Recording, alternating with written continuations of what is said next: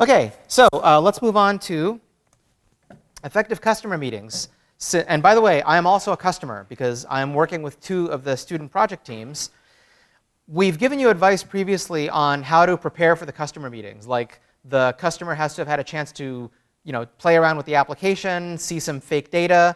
They shouldn't have been notified at 11 p.m. the night before the meeting because they actually need some time to do it. So turning our attention to what happens during the meeting. And I have to say that the meetings I've had with my groups have been quite good. But during the customer meeting, just a few rules of thumb.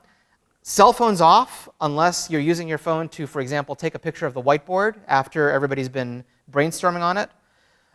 It's a meeting that has a single purpose, which is to get feedback from the customer and discuss what you're going to do next. So that means no multitasking. Multitasking also sends the customer the message that your need to check your text messages is more important than their time. And that's not a message that's usually received with great enthusiasm.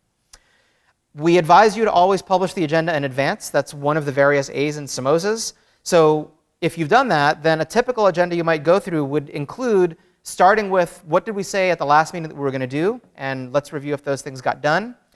The customers had time to play around with the new features, so get their feedback on what they thought about it, maybe watch them interact with it if they have questions. Discuss and prioritize new features.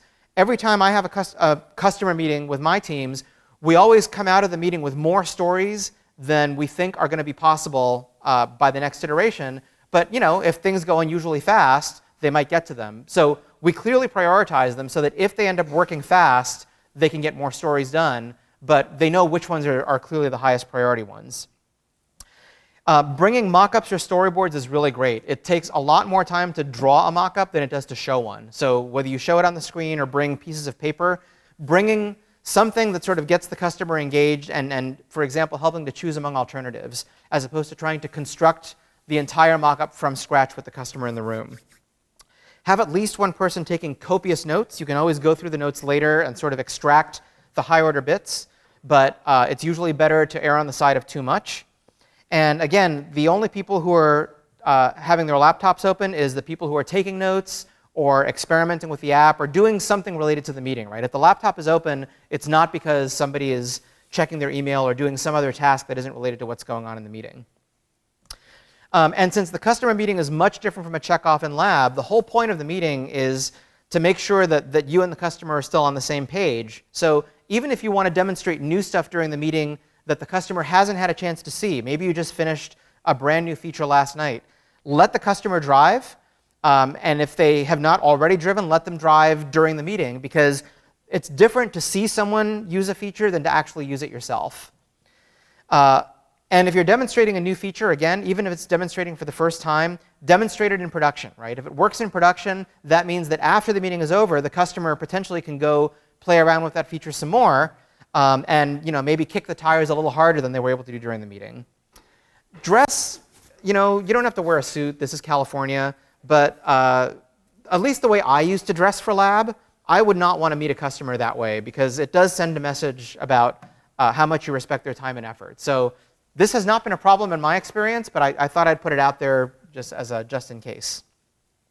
Some of you may have customers who are not local, or even if they are local, they can't make it to Berkeley, you can't make it to their workplace, so you might be using something like Google Hangouts or Skype to do the meeting. There's nothing wrong with that in principle.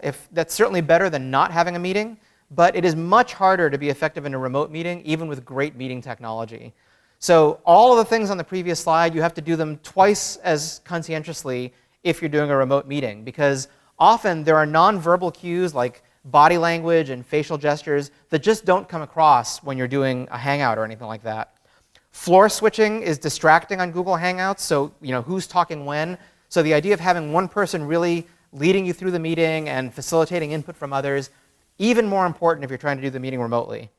I would suggest that if you have to do a remote meeting, use either a good quality separate mic, they're not very expensive, or even if you're just using your smartphone headphones that have a microphone slug, that is much better than being like 3 feet away from your laptop and trying to speak to the laptop's mic. It's very hard to understand, and that makes it more difficult for people to concentrate and stay engaged. And again, especially for a remote meeting, you're not going to be able to give the customer pieces of paper. So if there's somewhere the customer can go to browse your screenshots or storyboards, maybe put them up as a Google Doc or something where the customer can be looking at it at the same time that you're looking at it. So basically, all of the same practices apply for remote meetings, but it's just harder to get them right. So you have to try that much harder to keep everybody engaged. Once the meeting is over, follow up as soon as you can, the same day, with an email that captures what everybody believes they agreed to do. We said we were going to prioritize this. If time, we said we're then going to work on this. Your feedback from the previous features was that you wanted us to fix these other things. And try to capture that as new stories in Tracker. There's no such thing as a story that is too small. Even a trivial thing like a font change or a color change, if you don't put it in Tracker, it's very easy to lose track of how much stuff you still have to do. And all the little stuff really adds up. So even if it's a half a point story, even if it's a story that you can, in 10 minutes you can get it done, have a placeholder for it so that at some point somebody's name has to get attached to delivering it. So those are some tips that we hope will be helpful in having your customer interactions be more effective. As a customer so far, I've been very happy with the interactions I've had with the project groups, and the hope is that all of our customers will feel the same way about the rest of you.